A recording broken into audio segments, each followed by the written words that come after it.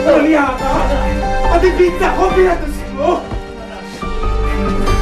Di ka na nahiya sa amin?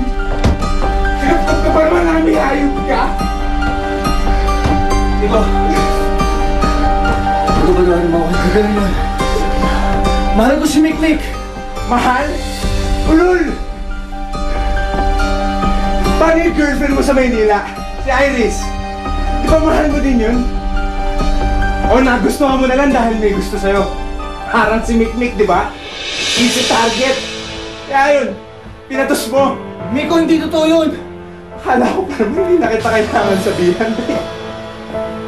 Akala ko kapatid din yung turing mo kay Mikmik. Pero tumatiming ka lang palang hayop ko. Miko, tama na! Miko! Hindi ka ba nakikinig sa akin? Diyan ka!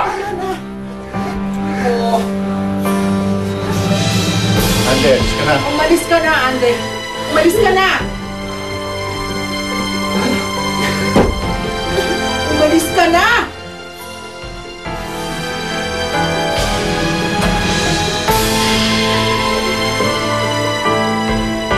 Nahimatay ang bata dahil sa init at pagod. Mukhang dehydrated din siya. Bigyan muna natin siya ng IV. Kailangan lang niya ng alaga at pahinga. Aalagaan ko talaga ang pamangkin ko, Dok. Hindi ko nga alam kung ano nangyari. Bigla na lang siyang nagaganyan. Ina-arrange siya ng management ng Enchanted Kingdom na may lipat siya sa pinakamalapit na ospital. Salamat, Dok. Excuse me. Tito, hindi naman totoong sinabi ni Miko na wala akong utang na loob eh.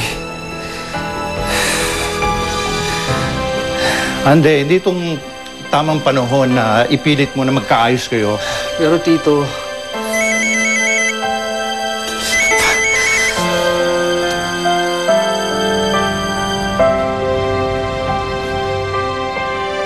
Sige, sagutin mo na.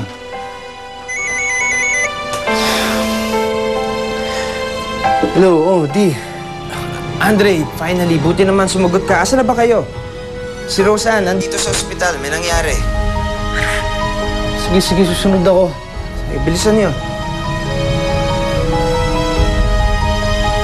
Tito, may emergency sa Maynila. Si Roseanne din lang sa ospital. Kailangan ko siyang puntahan doon. Pagsabi lang ako kay Mikmik, babalik ako. Balik ka. Jacket mo.